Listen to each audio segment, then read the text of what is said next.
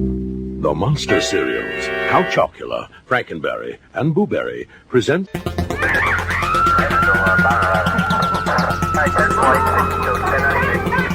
don't know Flack.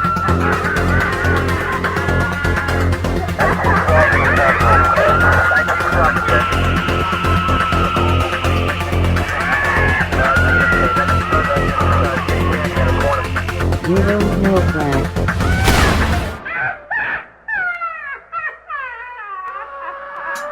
Welcome to You Don't Know Flack, a podcast full of stories about retro gaming, retro computing, video games, arcade games, and technology from a guy who was there and still is. My name is Rob O'Hara, but for the next 30 minutes, you can call me Flack. X. Horror movies. Greetings and salutations, listeners, and welcome to another episode of You Don't Know Flack. Today is Halloween, October 31st, 2015, and I am your host, Rob Flack O'Hara. On today's episode of You Don't Know Flack, we will be talking about horror movies. We'll be talking about horror movies because I scheduled a You Don't Know Flack to record, and I was going to talk about Halloween costumes. And for the second year in a row, I realized that I have already done an episode about Halloween costumes. I have great intentions and bad memories. So I have stored a list, all my little notes about the horror movies I've watched over the years, on my trusty Commodore 64. So as I retrieve that list really quick, we have a few minutes to talk on this week's Loading Time. Loading time. Loading time. Loading time. Well, good morning again. If my voice sounds a little raspy, it's because it is 8 o'clock in the morning. Everyone in my family is still asleep, but I am upstairs recording an episode of You Don't Know Flack for Halloween. Halloween is my favorite holiday. I enjoy it greatly. I have great memories of it as a kid, dressing up, trick-or-treating, later going to Halloween parties with my friends, and tied into that has always been horror movies for me, so that was what inspired this episode. I like when people celebrate Halloween online, not just by dressing up on Halloween, but decorating. I definitely love seeing decorations. I definitely love people sharing fun things. That's one part of social media that I do enjoy. I'm finding that there are equal parts, more and more as time goes on, that I don't enjoy. But something I do enjoy is people sharing pictures of costumes and their kids' costumes. I really enjoy seeing what people dress their kids up as, and again, decorations both in the house and outside the house and their lawn. I've enjoyed all that kind of stuff. So this is definitely my favorite time of year. I enjoyed Doug McCoy does a blog where he talks about autumn and the fall, and that all ties in with Halloween. To me, it's the changing of the seasons, and it's as things are slowly dying, the leaves are coming off and the trees are losing their leaves and starting to get cold. And it's just that whole time of year I enjoy. Christopher Tupa has been celebrating this year the Halloween season by drawing Halloween-themed pictures of his friends. I was very surprised one day to open Facebook and find a painting of myself portrayed as a zombie, which I thought was hilarious. I've seen some different podcasters. I saw my partner Sean from Throwback Reviews showed up in as one of Tupa's subjects, along with Ferg from the 2600 Game by Game podcast and several other people. So I thought that was a really good way to celebrate the month. You can check out Christopher Tupa's Halloween artwork and all his artwork over at ctupa.com. My time over the past month or 2 months my free time has definitely dwindled thanks to college. I know I've talked about this on the show before. I'm taking one graduate level class right now, and I've submitted my application to the University of Oklahoma for a Master's of Professional Writing. I feel that is a course that will not just I don't have any interest in getting pieces of paper that say I'm qualified to do something. So it's not about that. It's not about prestige. It's not about that at all. But it is about learning, honing the craft of writing. I'm good at writing, but I think I'm lucky when I'm good at writing. I don't know the ins and outs. I don't know the craft I don't know the formulas for being good at writing, and so that's what I'm hoping to get from that. The class I'm taking right now is a short story writing class, and I go twice a week to class, and I love every minute of it. I'm starting to enjoy my classmates. I went in, I don't normally do this, but I went in not with a standoff attitude, but just with I'm here for business. I'm here for work. I'm here to learn type of attitude. And it's not natural, and maybe that's not the right word, but it doesn't come natural to bond with people that are with such a large difference in age. I think all of my classmates are in their 20s. Some are in their mid-20s, and most are in their early 20s. So we just don't talk about the same things. We haven't seen the same movies or read the same books. So it doesn't come completely natural to me, but the longer I'm in the class, and I've met 2 or 3 people in the class that are good writers. I mean, I'm sure there's more than that, but just a few that I've spoken with, and we get to read each other's stuff. So, but I've met some I hate to call them kids or college students, but that are good writers and are into, reading and writing, and I'm just starting to enjoy some of their company more. And, I talked a little bit about this on the last episode, talked a lot about it on the last episode, but as far as, the short story class goes, we, are writing stories, but as we write stories, we're also getting, lessons and having discussions with the professor. So I jumped out in front and wrote a short story I have to turn a story in next week. But I've written the story. I wrote the story 2 or 3 weeks ago. And then each time I go to class, we discuss another portion of a short story, like how to do dialogue better, how to do stimulus and response, how to do sequels and scenes. And so I'm constantly having to hone this story, go back and edit it. And for our class, we have a word limit for our short stories. The upper limit, I'm never worried about the lower limit, but the upper limit is 5,000 words. And usually when I write my stories, they're 4,800, 4,900, and then I have to go back and start cramming all this stuff in. And so things have to come out before there's room for things to go in. But I am really enjoying it. And, maybe if I have a story, I have to write 4 stories in all for the class. So maybe if I keep thinking maybe I can write one about technology and work that into a story. So we'll see if we can do that. I recently published a blog post about a girl who rides a cow, and not all my blog posts are deep in meaning. Not all of them are, there's a lot of them that are just about Star Wars things or the kids or the family or things that are going on in my life. But I was kind of proud of this one, and I'm not going to read it to you, but I'm going to sum it up. And the post was spawned. I read an article about a 15-year-old girl in Germany who asked her parents for a horse because she wanted to ride a horse and ride it around. I guess that's a pretty common theme for young girls. I know when I was in high school, all the girls wanted, I think Black Beauty was a big thing when I was in high school, and all the girls wanted a pet horse. But this young girl, her parents would not buy her a horse. So instead, they lived on a farm, and instead she went and got a saddle and saddled up the family cow.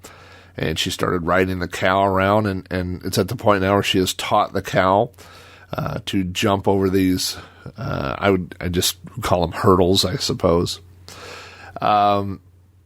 And it's a fun news story. You read it and it's silly, and you see this girl riding around a cow and doing this. But it really, it sparked an idea in me, in that this girl is doing what she wanted to do. She's just doing it with what she had available. And so to kind of summarize the blog post, I talked a little bit about exercise, and the post wasn't about exercise. That was just an example. But so one of the examples I gave was that, people talk about exercise, and I did this, where I wanted to exercise, but I thought, well, before I get started, I need these new shoes. And, I remember seeing this article that you need the right socks before you exercise. So, I wanted to make sure I got the right exercise socks. And then, people said, oh, well, if you got a Fitbit or an Apple Watch, which I don't have either of those things, but that was suggested, different things like that. And so you put off your goal, which was to exercise, because you want the perfect stuff. You want that horse, and I've heard people say, well, I want to write a book, but I can't do it with this crappy laptop. And I pulled up some examples. I know that Game of Thrones is written on a DOS word processor, and there are Quentin Tarantino is famous for writing all of his scripts out longhand on notebooks. So you don't need the world's best laptop to be able to write, and you can apply this to anything. I've talked about this on the episode I did about podcasting. People say, well, I'd love to do a podcast, but I don't have a good mic. Ferg on the 2600 Game by Game podcast started with a Rock Band mic. I know Sean from Throwback Reviews for a long time used a Rock Band mic. These are $10 mics. You can get a used video game stores. You can probably find them at garage sales. People do. I've seen. We went to Washington D.C. Was it this year? I think it was this year, and we were in the Museum of Natural History, and they had up on the top floor. They had a huge photo exhibit, of all these award-winning photos, and the theme, you're looking at these photos, they're beautiful, and then you look and the theme was photos that are taken by smartphones, so iPhones and Android phones, whatever. And so, that's an old journalism joke, is yes, people what the best camera is, and the answer is whatever one you have with you, and the idea is that if you have a great camera, but you've left it at home, it doesn't do you any good, which is kind of the point of it, So the camera on your phone is better than the camera you don't have with you at the time. But it's true. It's that it's on a bigger scale. It's what do you have at your disposal right now? What kind of computer do you have? What kind of microphone can you get? And it applies to anything, to art and to podcasting and to music and anything. So the point of that blog post, and what the reason why I wanted to repeat it here, is don't let that desire to have, an expensive horse stop you from doing stuff. Don't let, I think it's a psychological thing that we do to ourselves, where we say, well, I don't want to get started yet because I don't have this, or, my product would be better if, only I purchase this. And I hear a lot of people. I know Sean on his running podcast has said, even if you get up and you only run a mile, you've run more than the people that didn't run at all, that are sitting at home on the couch, And so, by the way, even if you're not, if you're just thinking about getting started running or something, you should check out the Average Runner podcast. But and that's a point is, if you're not doing anything, then you're doing less than if you were doing something. So, that's the only thing I wanted to share about that, is don't spend your whole life waiting around to get that horse. If you got a cow, saddle it up and get started. So, with that, we're going to saddle this cow and get started with this episode of You Don't Know Flack.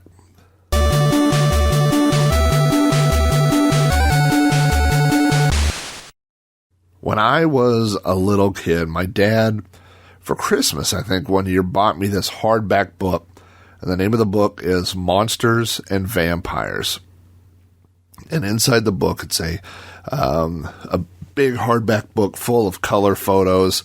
And it is a history of horror films. There are pictures that go all the way back, starting with the Universal films, and there's pictures of Nosferatu and those horror films. And it goes all the way through the history of, 50s horror, 60s horror. And it ends, the very last chapter talks about, and it must have been published. In fact, I know that it was published right around the time of the release of The Exorcist.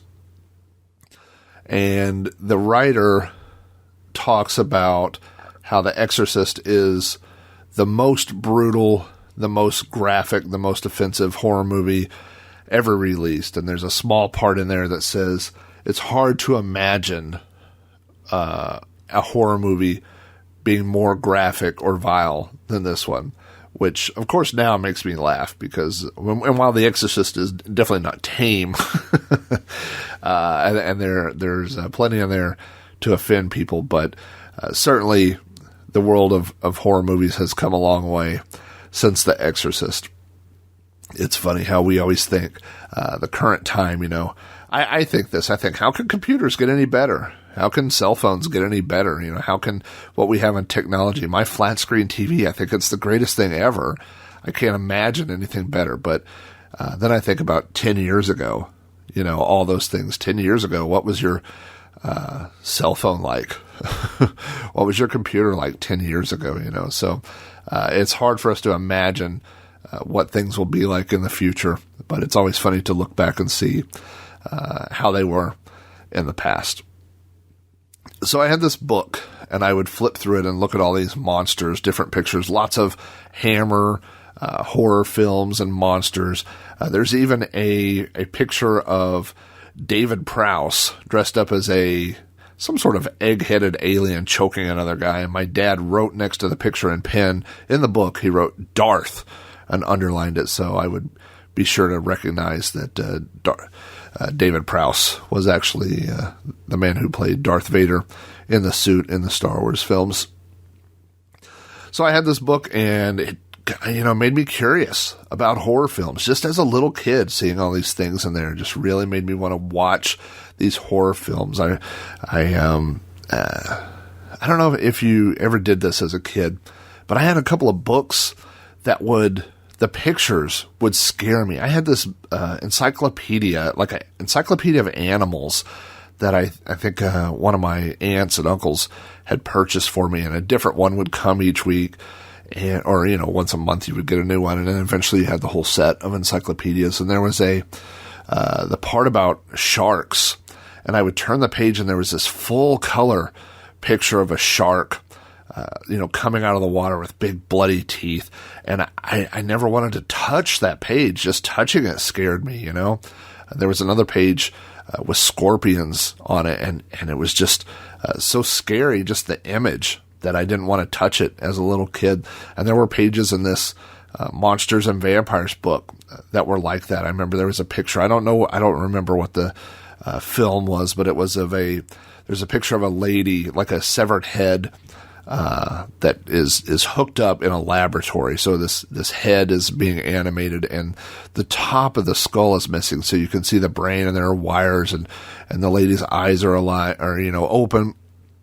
And I remember that picture just scared me. Just this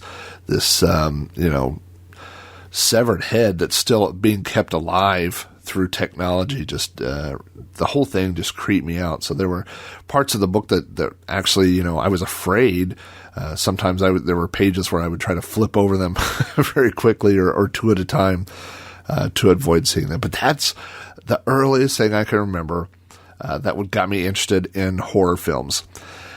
I was in the living room one time, and I was really young. I was probably, first or second grade, and we were watching a special. I think my grandma was over for some reason, and my sister and I, we were all in the living room, and we were watching a special, and it was a TV special about like the scariest scenes from movies or something. Now, obviously, this is going to be the late 70s, maybe early 80s. And so we're watching this special, and at some point my mom said, you need to go to your room. This is getting a little bit too scary. So I went to my room, and in my room I had this little, it's probably a 9-inch, 11-inch, I don't know, black and white television. And so I went in there, and I drug the TV to my bed, and I put the blanket over so nobody could see, and I turned it on, and I remember right when I turned it on, they were showing the shower scene from Psycho. And so that is the first scene from any horror movie that I can remember seeing, was the shower scene. And I think it may have been edited down a little bit for television, but I remember the screaming and the shower curtain being ripped back, and the blood draining down into the shower drain.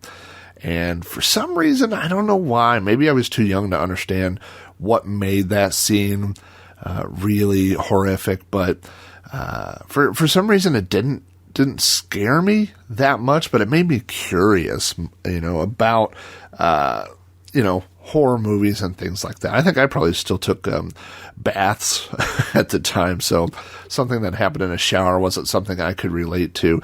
Now, something I could relate to was seeing Jaws.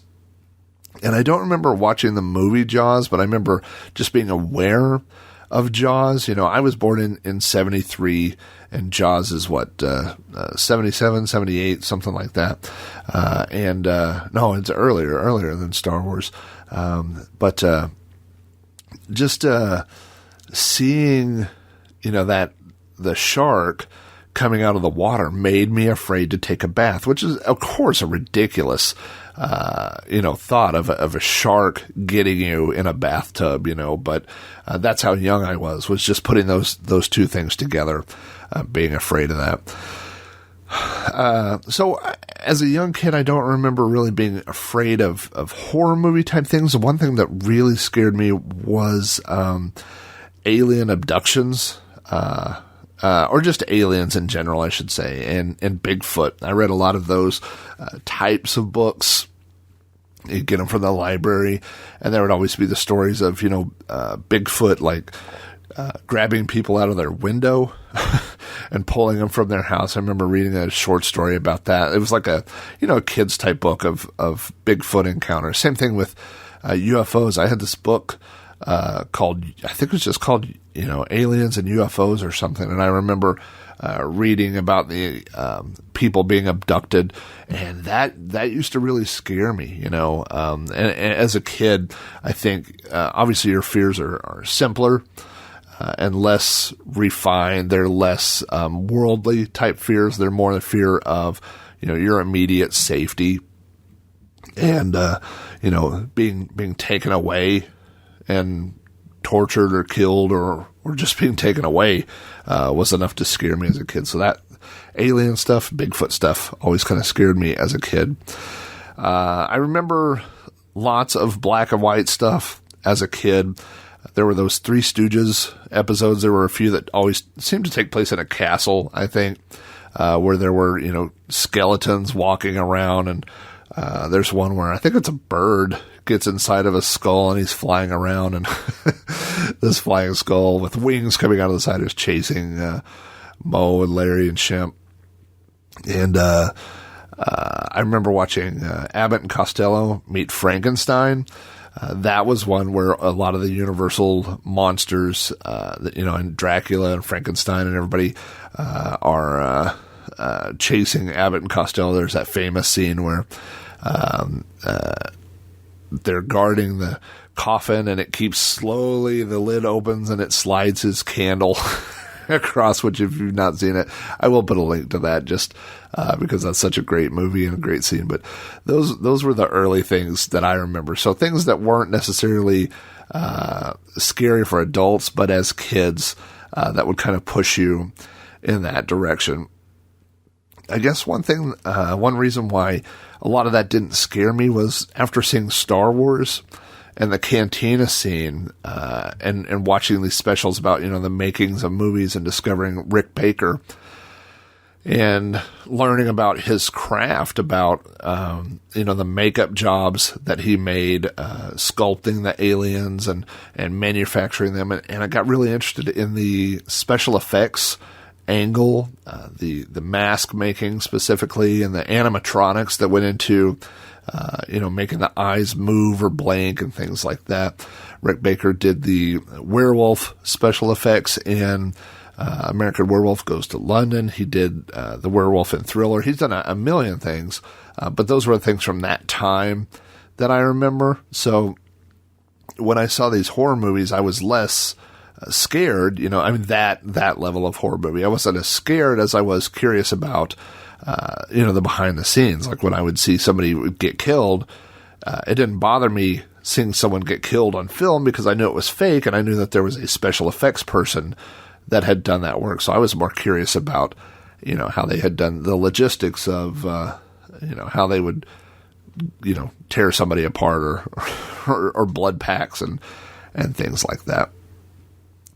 The first movie that I remember that really scared me was Poltergeist. And the reason that movie scared me, again, it plays on those themes of children being taken away. And that film has two levels of horror. When you watch it as a kid, you see the kid's angle. You see the story of Carol Ann, or you see the story of Robbie and his sister being taken away and being afraid of this entity. But then as an adult, that film's totally different. You begin to watch it as, this entity that's taking your children away from you, and there's nothing you can do about it. And so that's, it's completely different. So that film works on a couple of different levels. But I remember when that film came out, the young boy, his name was Robbie, and he was in third grade, and my name was Robbie, and I was in third grade. And there's that scene where there's the big tree and the storm, and it's tapping on the window, and then it breaks through the window and grabs the boy as a diversion so that the entities can pull Carol Ann into the other world through the television. And I had a large tree outside my bedroom window, and when the Oklahoma winds would blow, the branches would tap on the glass. And so I just, after seeing that, and at night the wind would blow and the branches would scrape on my window, and I would just lay there terrified. So that's the first time I really remember, being scared, not just during a movie, but after seeing the movie. That's one that lasted with me. I had a buddy that lived down the street. His name was Andy Smith, and Andy Smith and I were good friends. And he lived, it was a straight shot. My mom could see his house from the front porch, so I would ride my bike down there. So Andy and I did a lot of stuff, and that was actually his grandma's house. So he would go there every day. And Andy and I were buddies. And his mom lived on the other side of town. And so in 5th grade, I went to a slumber party.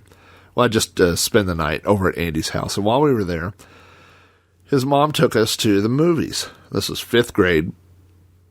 And, and Andy was actually a year younger than me, so he would have been in 4th grade. So she took us to the movies and asked us what we wanted to see. And there was a brand new movie out called Silver Bullet, which was a film based on the Stephen King book that involves werewolves and kids. And we were like, we want to see Silver Bullet. And so I have this distinct memory. His mom took us up to the counter and said, well, she just gave us money and said, go see it. So we went up there and we were like, hey, 2 for Silver Bullet. And the guy was like, that's R-rated. We're in 4th and 5th grade. It's like, you can't see that without an adult. So we turned around. She hadn't left yet. And we told his mom, hey, they won't let us in. And so she went up there and bought 3 tickets, 1 for her and 1 for each of us. And I'll never forget, the minute we turned and walked in, she turned around and tossed her ticket on the ground and left. So she dropped us off to go see Silver Bullet. And that movie begins with a werewolf attack that ends up knocking a guy's head off. Like a severed head goes flying through the air. I think that's the opening scene, or if not, it's pretty early on. But I was like, wow, this movie is scary. So the two of us sat there hunkered down in our seats watching Silver Bullet. And I don't remember like residual effects of watching it afterwards. Like I wasn't scared for weeks, but I remember being scared in that theater.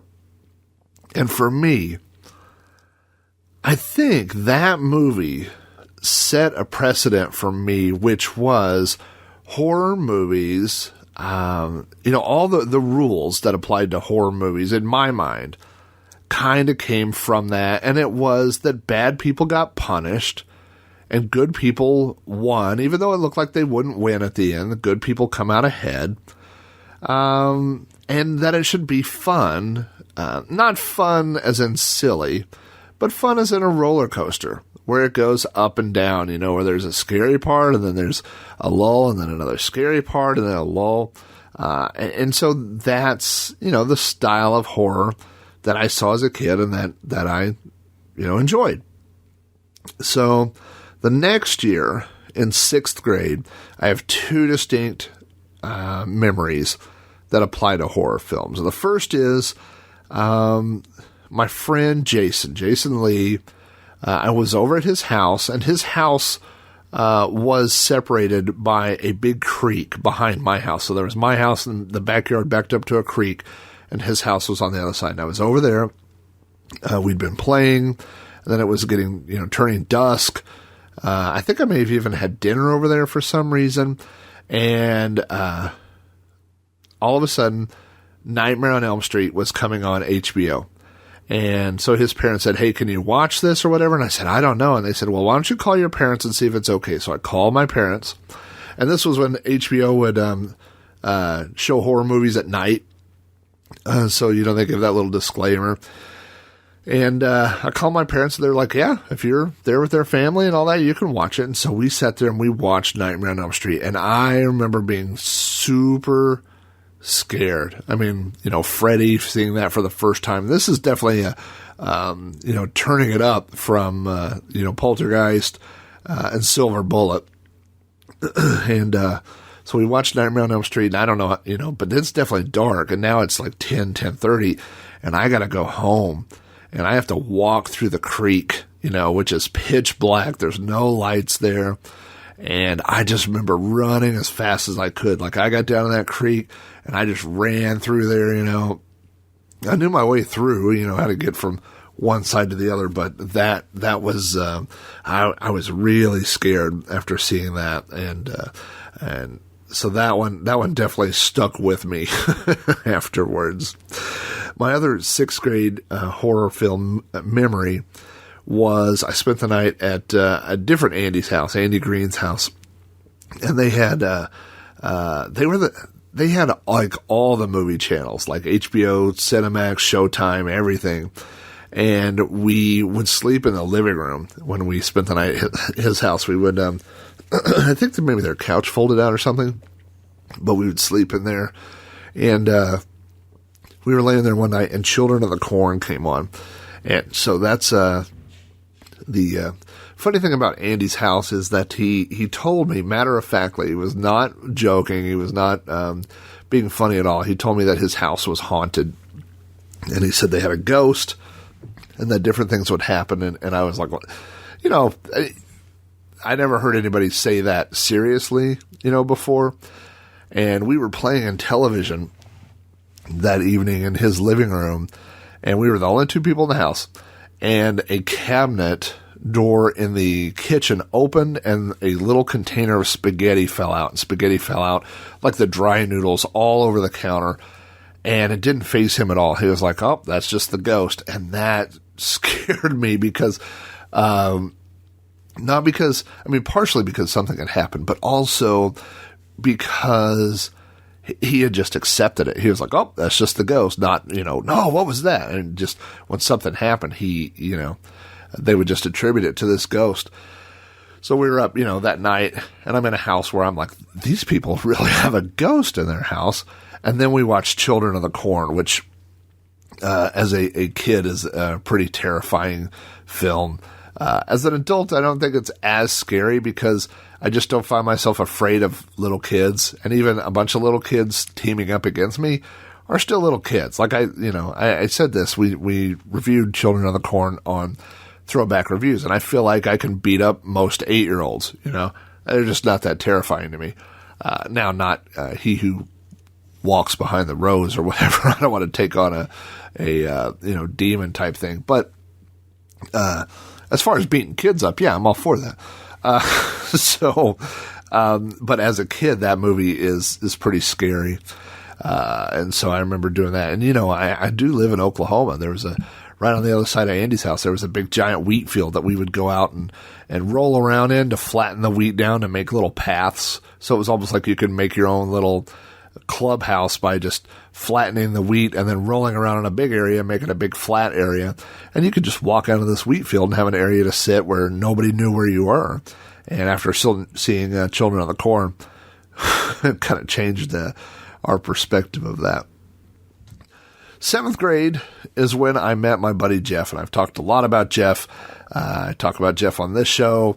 I talk about him on Multiple Sadness. I talk about him on Sprite Castle. Jeff was my buddy that was into everything that I was into. He had a Commodore. He was into horror movies. We hit it off in 7th grade, and I went on vacation last week and drove to the mountains of Denver and rented a cabin, and my family spent the weekend with his family. So we are still the best of friends, however long it's been, 30 years later. And Jeff, in 7th grade, I met him at the beginning of 7th grade, so that would have been, August, September time frame. And in October, he had a Halloween party. And this is the first thing that he and I had basically ever done together. It was the first time I went to his house. And Jeff's mom is really into decorating and making sure kids have a good time. And I remember they had in their house a hot tub, and they had dropped a block of dry ice into the hot tub. So there's smoke pouring out of the hot tub. There was some, bobbing for apples and those type of things. There was also Jeff's father's liquor cabinet, and I believe we snuck some little sips of, did a little taste testing when nobody was looking back there.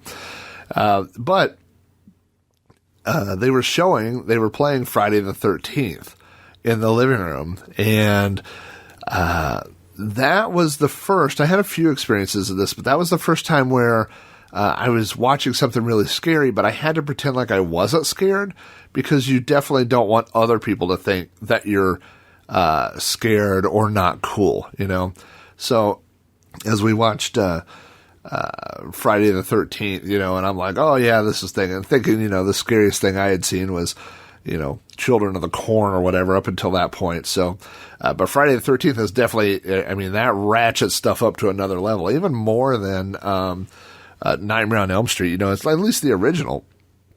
So that was definitely a step up. And Jeff and I were horror movie buddies. We don't really sit around and watch movies together today, but there were so many movies. His mother, every time I spent the night, which would be every weekend during the school year, if he wasn't at my house, I would be at his house. And his mom would take us to the movie, Blockbuster or whatever the mom and pop place was, and let us pick out a couple movies, and we would go to the horror section and get, whatever the grossest looking film was, and that's what we would watch. And so that's, in fact, we rented a Witchboard, which is where the term Multiple Sadness came from, which is where the name for my other podcast, Multiple Sadness, came from, is from that horror movie. But the two of us watched Chud, we watched Chopping Mall, we watched Slumber Party Massacre, we watched all the Friday the 13th films. That's just one of the things we did when we took a break from playing the Commodore or Nintendo. We would watch horror films. Now, that same year in 7th grade, this is funny. My grandmother came down to visit from Chicago, and they went shopping at the flea market without me for some reason. I think she and my mom went to the flea market, and she came back and she said, I bought you some posters for your room. Now, your grandmother buying you posters for your room is always, if it doesn't, it probably should make you a little nervous. Like, what on earth is my grandma going to buy you? She bought me 3 posters, a Metallica Kill 'Em All poster, a Iron Maiden The Trooper poster, and a a Nightmare on Elm Street poster with Freddy. And I think it was for the second Nightmare on Elm Street. It wasn't for the first one. I think it was Nightmare on Elm Street Part 2. But it was just a picture of Freddy with a glove in front of him, The Metallica Kill 'Em All, I was not into Metallica at all at the time. I'm sure I'd heard the name, but I did not listen to Metallica. And this poster had like a big red demon thing on it, and it said Kill 'Em All. And then Iron Maiden's The Trooper is their mascot, Eddie, as a skeleton wearing, I think it's a Confederate or Civil War type soldier outfit, and he's got the flag, and it says The Trooper. So this is what my grandma picked out for my room. And I hung all those up. I actually had to move them at one time because my sister's room was down the hallway, but our doors faced each other. And so I put the Freddy poster where when both of our doors were open, then she could see the Freddy poster all the way down the hallway. And she complained to my parents that I had to relocate that. I remember in 9th grade, I went to a different friend's birthday party, Lewis's birthday party, and he had rented a movie, The Texas Chainsaw Massacre. And so we watched that. And again, it was that situation. There was a room full of kids, all my classmates, boys and girls, and we're watching Texas Chainsaw Massacre. And I remember being pretty scared. But you don't want to act like you're scared. You want to act like everything's cool, that sort of thing. But that's another one that, and that's something that I'll talk about later. But something that I found that bothers me in horror films is random violence. I'm okay. We have the horror movie cliches where the people that have sex get killed, the people that do drugs get killed, while the innocent person, makes it through to the end and either solves the mystery or escapes or whatever. I like that formula. I know that's old and tired and cliched, but I like that, that the protagonist, and this is maybe some of my writing theory class coming in, but that the protagonist, deserves to survive. It's that poetic justice where the bad people are punished, for their crimes. But Texas Chainsaw Massacre, it was innocent people getting attacked and killed, and that bothered me and it stuck with me. And it's still something that bothers me today in horror films. I should mention, I had a VCR in my room growing up. I had a VCP. I think I talked about that on the VCR episode. VCP being a video cassette player. You couldn't record movies, but you could play them. And so I had this VCP. So one of the videotapes I used to go to Big Lots. They opened up a Big Lots near us. And they had all kinds of discount videotapes. So I would buy these videotapes. I bought a Three Stooges cartoons tape that I had for a while and different movies and stuff. And they had this twofer movie section where you could get these movies and they would have 2 movies on them. And I got Alice, Sweet Alice, and Psychomania, 2 films on the same tape. And Alice, Sweet Alice is a strange horror movie, but it is Brooke Shields' first acting credit. She's very, very young. And then I think that was put like in big letters on the front of the box. And then Psychomania is this weird motorcycle type, like a motorcycle biker gang horror kind of thing. And they're both ridiculous movies, but I had this tape, and so I would watch it, and my friends, all my friends, when we talk about horrors, they'd be like, oh, Alice, Sweet Alice. I don't know that any of them watched either of those movies all the way through, and I know I did several times, but it was more like that was, it kind of like stood for horror, if that makes sense. Like it was a symbol of watching horror. There was, those films. And I've since watched Alice, Sweet Alice before, and it's not a great film. I don't know that I've seen Psychomania in a long time. I don't even remember the plot points of it, but I'd have to go back and watch that.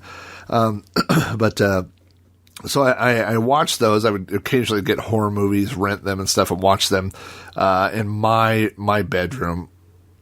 But so as moving forward a little bit, I remember starting, going to the theater without parents, without anybody, and going and seeing some horror movies. Right out of high school, we went to go see, there was a local theater that was having a midnight Halloween showing of Faces of Death. Now, I had seen Faces of Death, one of them, I think the first one, with Jeff before. And I thought it was revolting. I thought it was, in the true definition, disgusting. And not, I don't mean that as being gross. I mean that, which is funny because Dr. Gross, I think, is the host. But because the idea of, people do have a morbid curiosity, of wanting to know what, like after we die, and seeing how that works and seeing how an autopsy works or a cremation works or whatever. But what I learned from watching Faces of Death was that you can't unsee things. You can't, once you see, somebody being cut open in an autopsy or something. And again, there's that curiosity part where people want to know, people want to know how things work. But once you've seen that, you cannot unsee that. That is, there were scenes from Faces of Death, and a lot of Faces of Death is fake. I assume everybody knows that now. We didn't know that at the time. But most of the staged footage stuff is fake.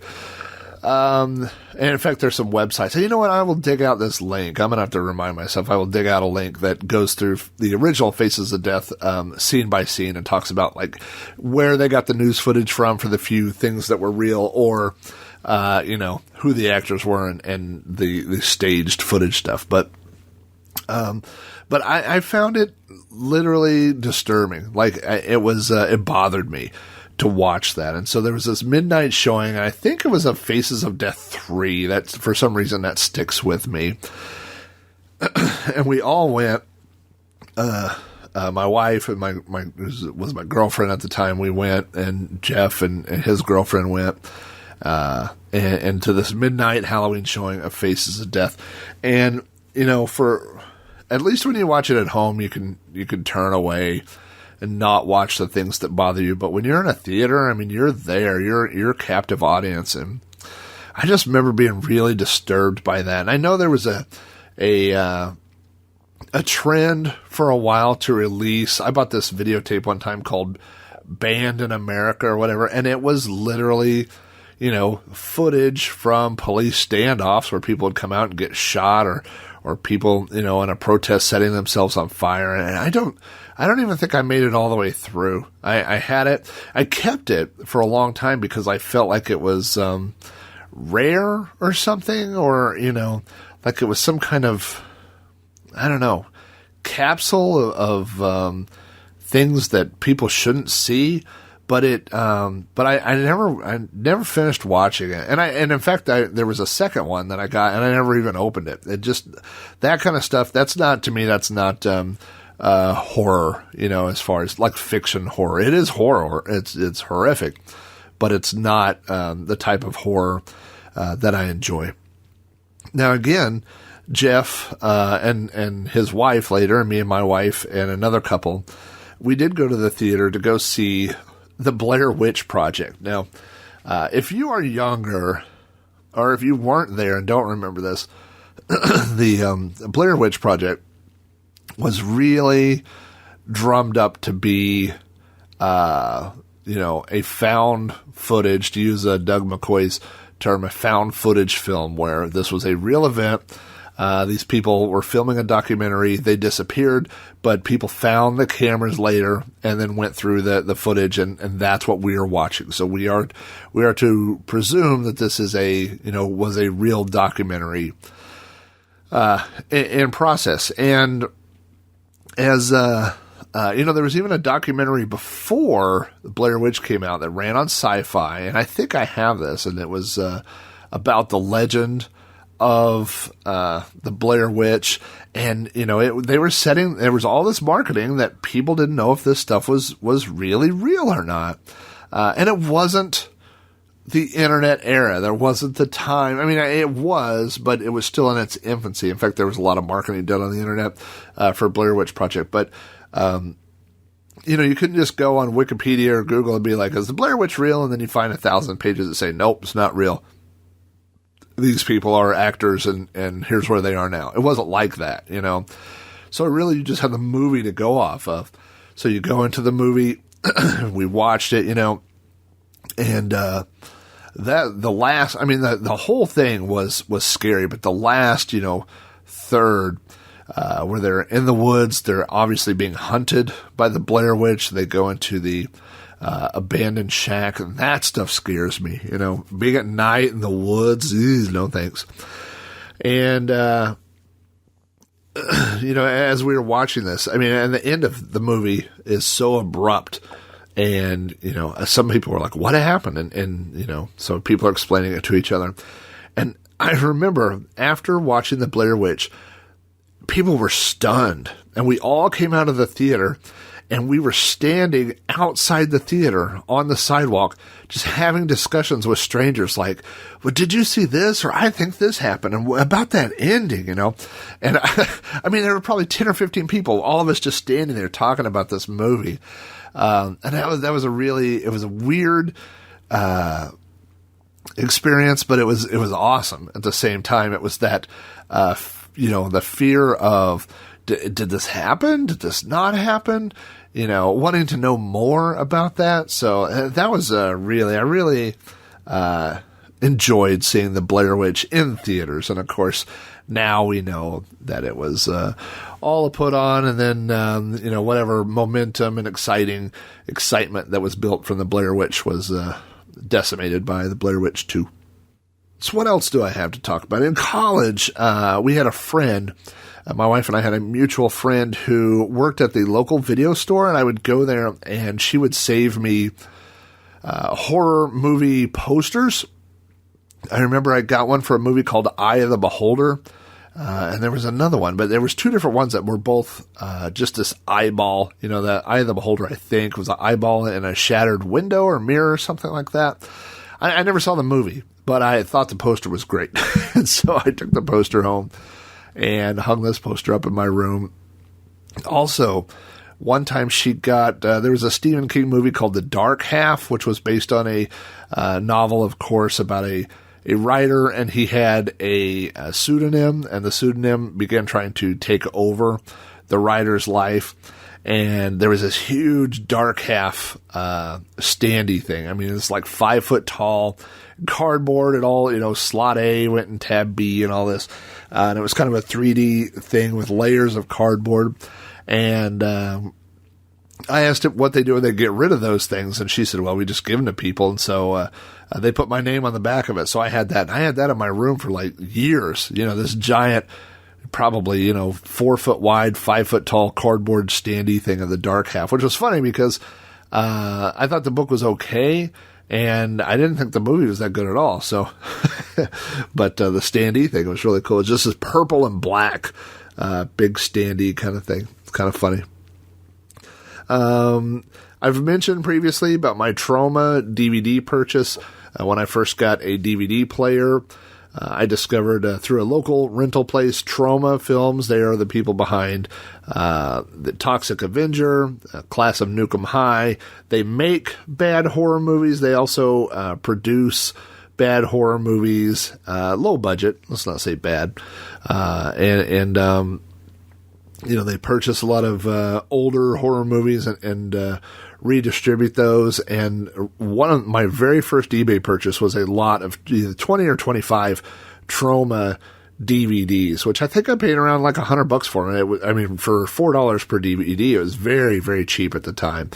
And so then I was the proud owner of,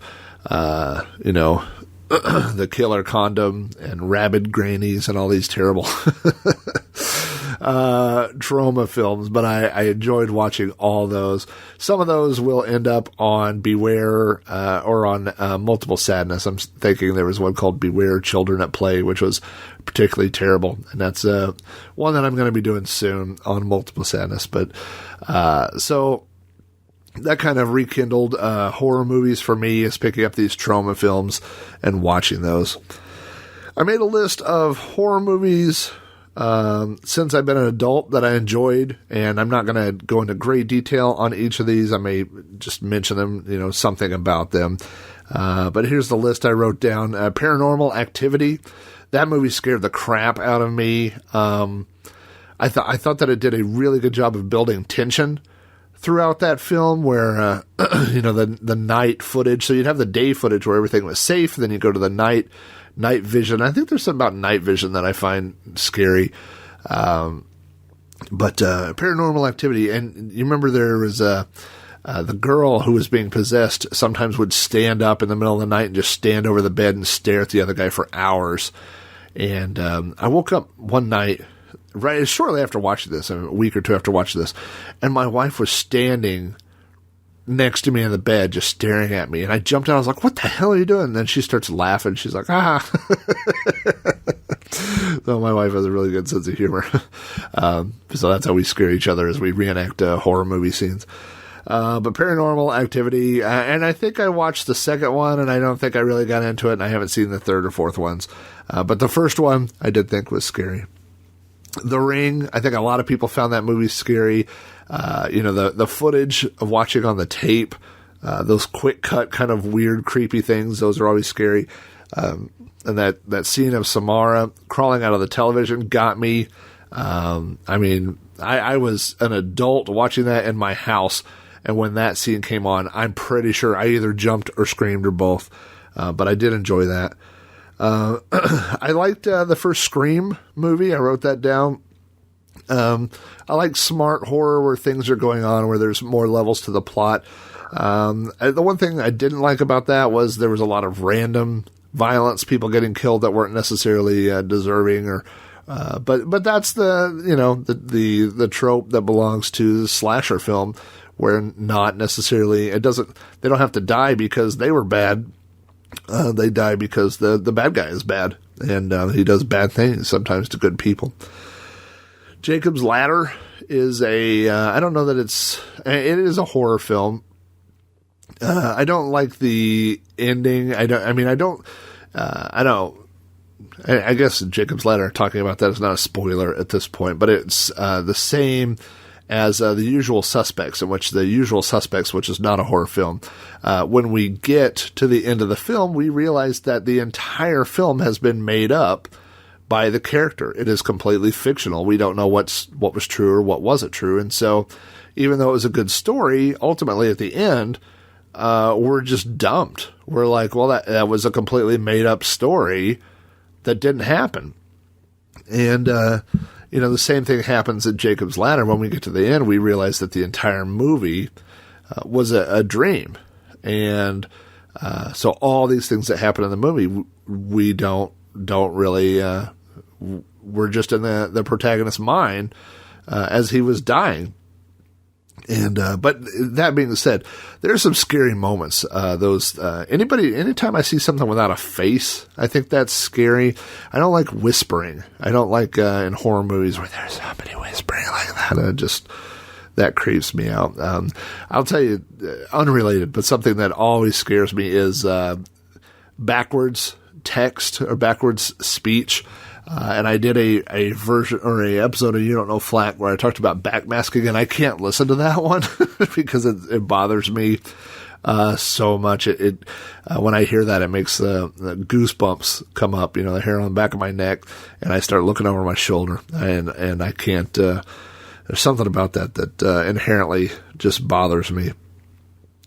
Lord of Illusions was a Clive Barker horror film that started out with a cult leader who leads a bunch of people into their death, and he is killed, but he gains power, and it's kind of a it's supernatural, but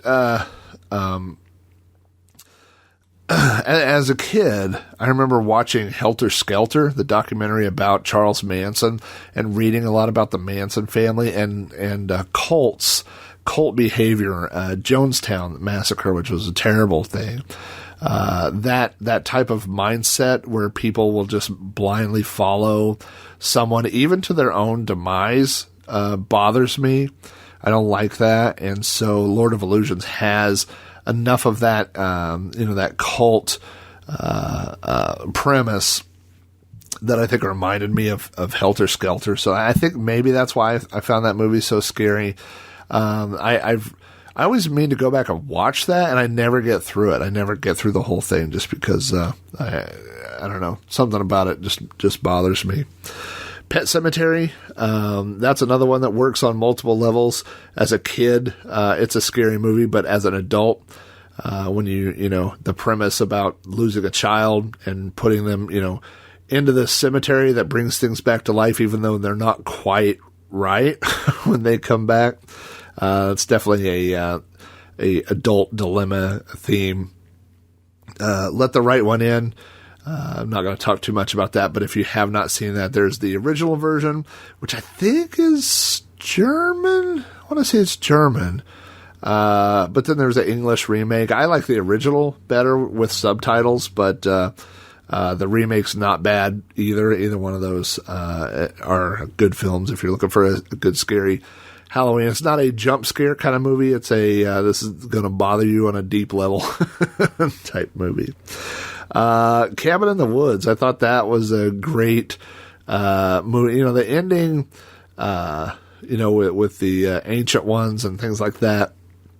And you start getting into Cthulhu grounds, and that loses me a little bit. But I did like Cabin in the Woods. Tucker and Dale versus Evil is another one where it's horror, it's not horror, but that was one that I enjoyed. I made a quick list of movies that I keep seeing when I was doing research for this of the world's, the top whatever scariest movies that I didn't really find scary. A couple of them are psychological type thrillers like Misery and Silence of the Lambs, Sixth Sense. I thought those were all good movies, but they weren't movies that scared me or stuck with me, as far as long-term scaring, scarring. Hellraiser, I watched that when I was pretty young. That movie didn't bother me. And Phantasm, I don't know if I saw it when I was little, but as a teen, there's so much of that didn't make sense to me that it wasn't scary just because I didn't understand it. And then Chucky. And some of these movies, when you hit that certain age of, late teens, early 20s, where you start watching horror movies because, not because they scare you, but because you enjoy them, and that's kind of where Chucky hit for me was, I didn't think it was scary. I thought it was funny and enjoyable. And then I made a really brief list here, and I'm not going to go through this list, but of disturbing horror movies. And there's an entire genre of horror, a split off, I guess, that I just don't enjoy. I don't, as I mentioned before, I don't enjoy random violence, just random people getting slaughtered. We have that. It's called the evening news. We have the reality of, people die undeservingly every day, and that's a horrible thing. And when we watch horror, again, I watched an interview a long time ago, long time ago, with Alice Cooper, and they were questioning his stage show. I think this was after he had introduced, his guillotine, where he cuts his own head off, and during the show every night and electrocutes himself in a giant electric chair. And Alice Cooper said, for me, horror stage show and horror movies are like amusement park rides. They're like roller coasters where you go down and up and you have the high part and then you have the low point and you get that pit in your stomach where you're like, oh no, here we go, and that's what I like, in my horror. I don't like watching, people being brutalized. I don't like, and I have no problem with people getting killed. I don't like people getting tortured.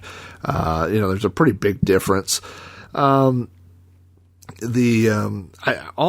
every movie that Rob Zombie has done I've just found disturbing and not enjoyable, and which is funny because I greatly enjoy White Zombie, the music, and Rob Zombie's solo stuff.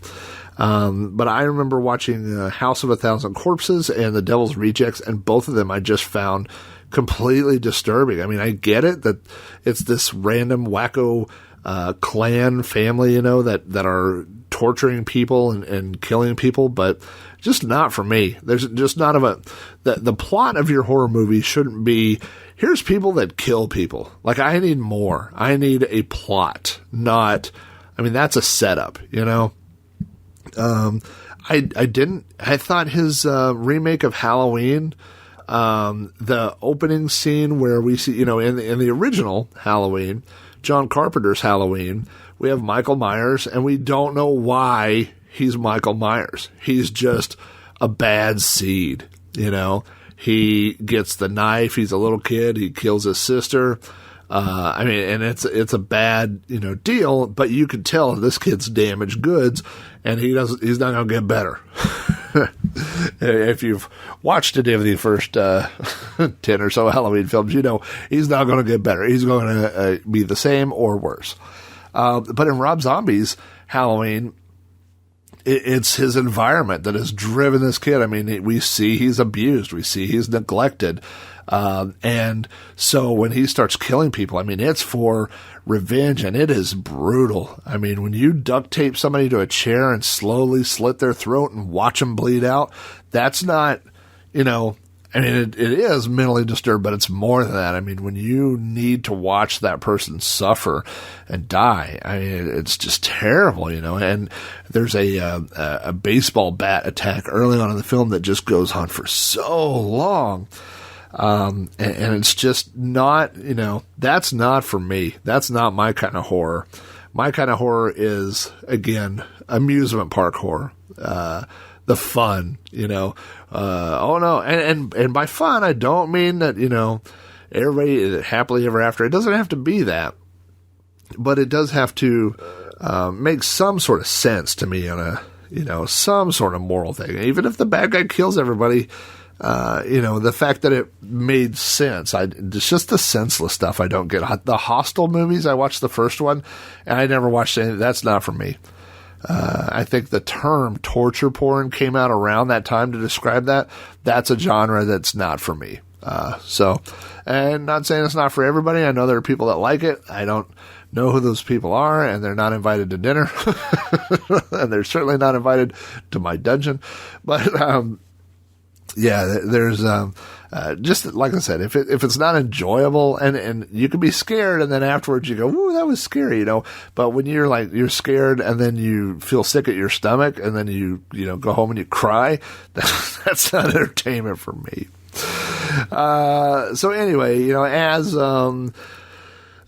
technology has advanced. Of course, now we have the internet. Now we have access to all these types of films that as a kid in Oklahoma, you had access to what was on the movie channels if you had HBO or whatever, and you had access to the 20 or 30 horror movies that were, available at your mom and pop store. I guess, I should tell this story. I have told this story, I think, multiple times at this point on this podcast, so I will just very lightly recap it. But twice in my life, I have bought out large sections of movie rental places, and the first was Kaleidoscope Video. I know for a fact I told this story on the VHS or VCR episode.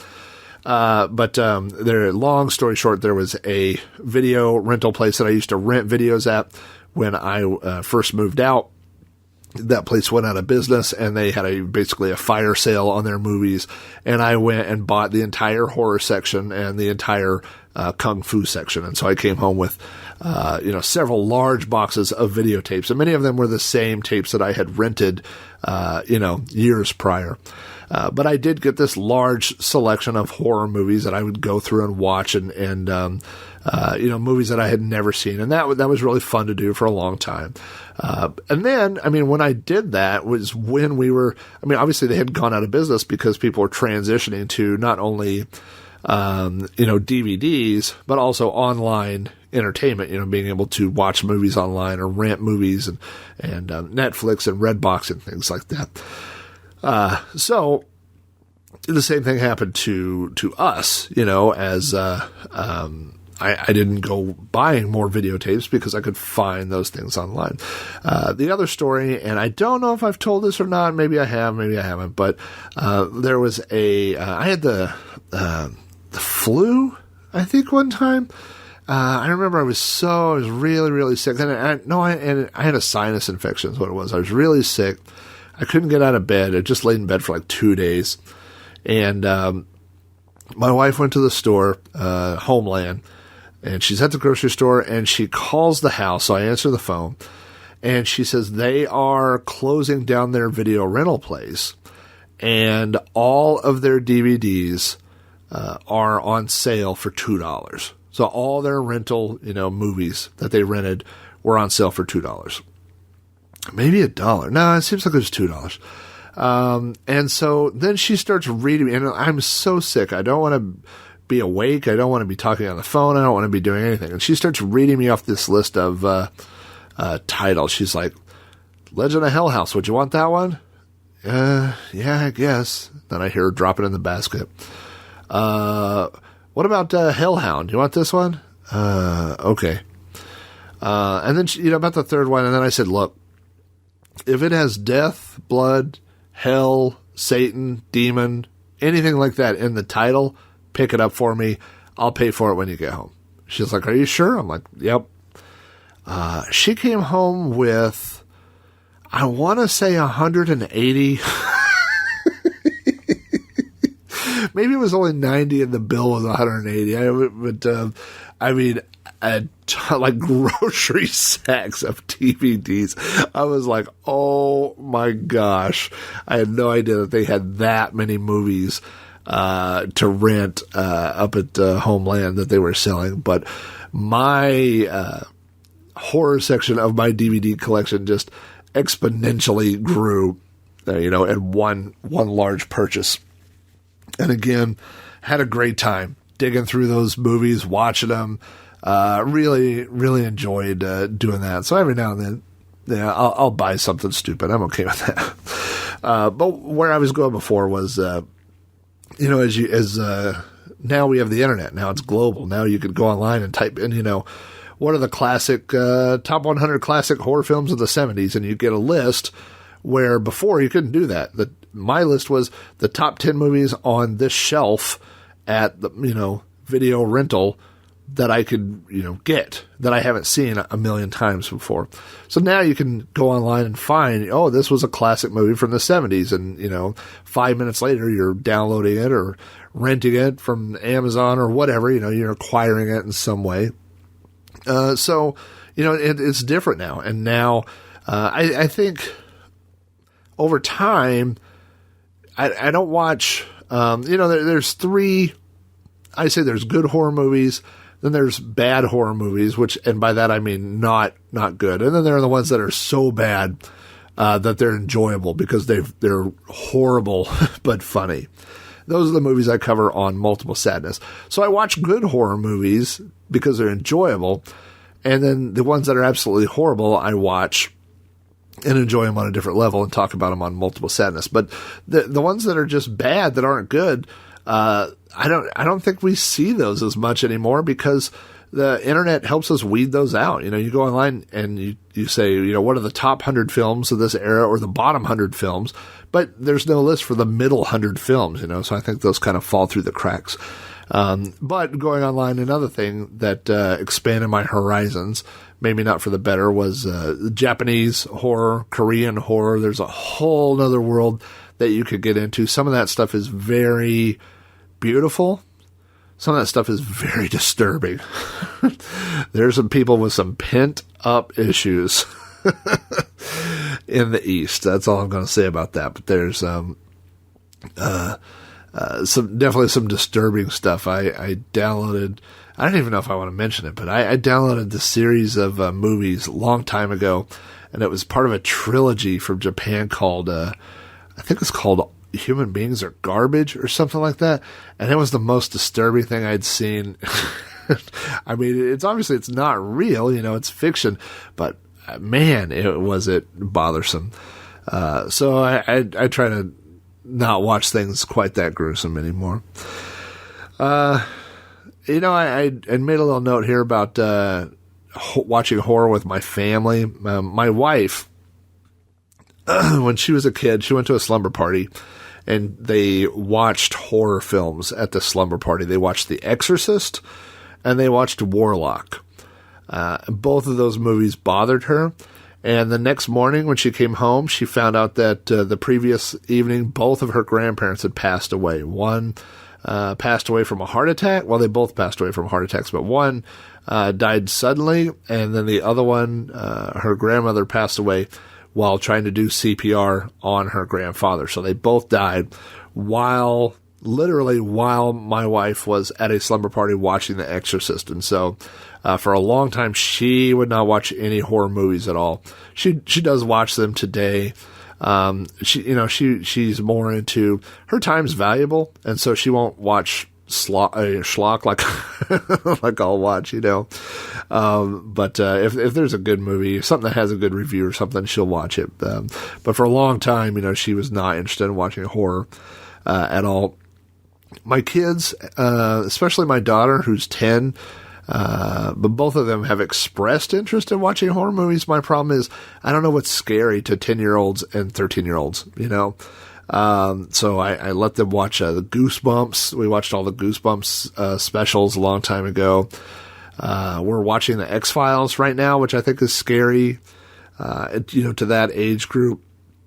My son enjoyed watching The Sixth Sense last year. My son kept bugging me. He was like, I want to watch something scarier. And so I sat down and we put on The Ring. Yeah, that was not good. He had nightmares for like a month, and he only made it like 10 minutes in. So that was, not a good choice. One of those not, Father of the Year choices. So I don't know. I'm still kind of looking for, my daughter this year for Halloween, and my son every year wants to be something funny. He's a guerrilla photographer this year. So he's got a gorilla suit, but a big, large, like a paparazzi old school style camera, with a big flash. That's what he wants to be. Every year my daughter wants to be a zombie, a killer. She was a murderer doctor one year. This year she is a scary clown. So that, she definitely has the horror gene of the two. My son one year wanted as a giant banana. That's what he wants to do for Halloween. So they're different in that aspect, and it's fun to watch kids develop their own personalities. But my daughter is the one that I think someday will be my horror movie buddy, the way that I was with my dad. So anyway, that's about all I have to say about horror movies. I hope that you and yours have a safe Halloween. If you have kids, I hope that you enjoy trick-or-treating and keep that tradition alive. It's something that I believe in. I think that we did that as kids, and I enjoyed it. I enjoyed that freedom of being able to do that. I think that the reports of trick-or-treating being dangerous to kids are vastly overrated. I mean, that being said, I do keep my kids within eyes distance when we go, but it's a tradition that I hope stays alive. I hope that my kids, my son's about to outgrow it. My daughter still enjoys it, so I hope it lasts until they're done, and hopefully, I don't know if it'll be around for their kids. We'll have to see. So I think eventually we'll get to a point where every costume offends somebody and nobody's allowed to wear costumes anymore. Different soapbox. So anyway, I hope everybody has a wonderful Halloween. Have a safe holiday, and I will talk to you soon.